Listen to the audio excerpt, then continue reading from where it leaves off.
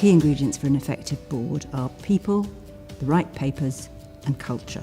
Full commitment from all board members to the strategy, the policy, the future of the institution. Diversity of membership is important.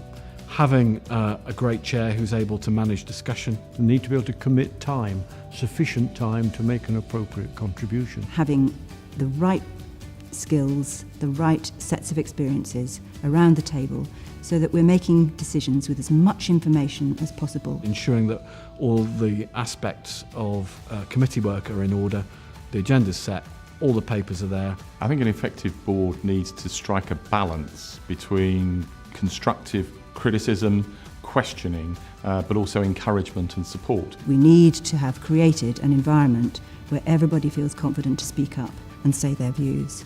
The executive has an absolute responsibility to implement the strategy, to formulate it, to deliver it, and the governors stand on the other side, questioning, challenging constructively and supporting, and getting that divide right, I think, is one of the key ingredients to successful governance.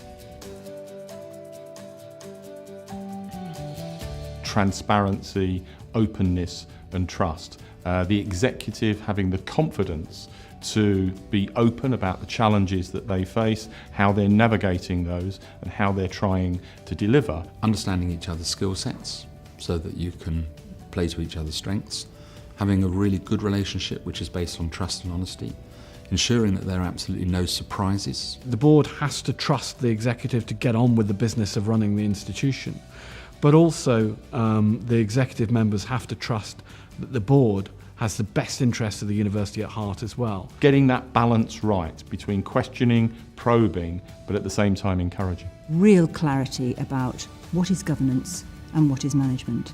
And I think some of the difficulties emerge when governors get involved in things that are really management issues and management don't respect the specific contribution of governors to the framework for making decisions. Everyone has to be able to step back and ensure that they remember that trust, openness and confidence are really critical for a highly performing, effective board, in my view. What's most difficult for external people coming in is realizing that the role of the board in a university is different from the role of a corporate board.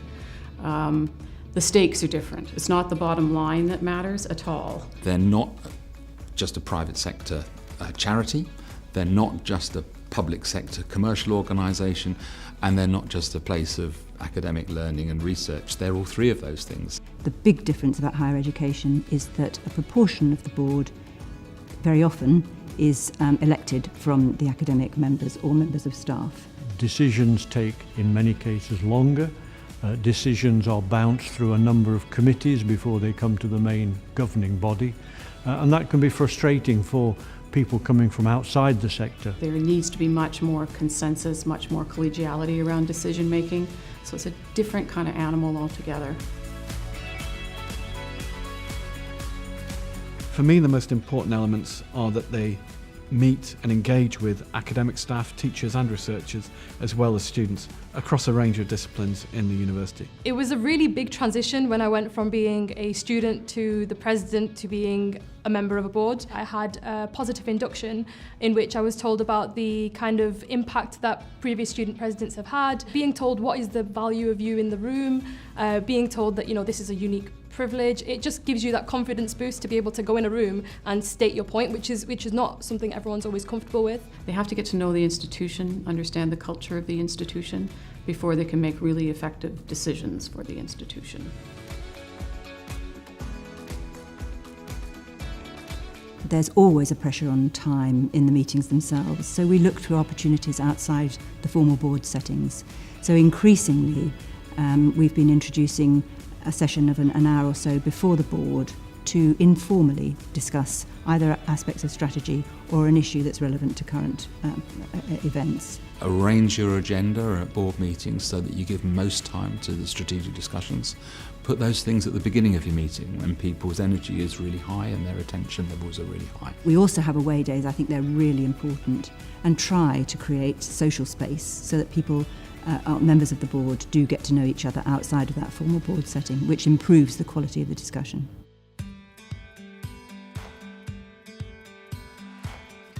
The role of the board secretary is absolutely key to the effective functioning of the council. As chair of council, I look to the board secretary to ensure that the decisions that we make are then implemented effectively. Our job really is to make sure that the right questions are before the council, the right people are at the table, they've got the right information to make the right decision for them. And I think one of the biggest qualities that a secretary probably needs is an ability to sublimate your own ego. Everyone likes to be liked, and it's quite difficult sometimes to be the person in the room that isn't liked because you're telling people things that they don't want to hear. They actually have a unique view on how the relationship between the executive and the board is working. And if the chair is not tapping into that, then they're really missing a trick. It is about attention to detail. It's about candid advice, both to the Vice-Chancellor and to the chair of the board. Ultimately, your duty is to the chair, and you have to support them to get to the right decision. And that can often be challenging.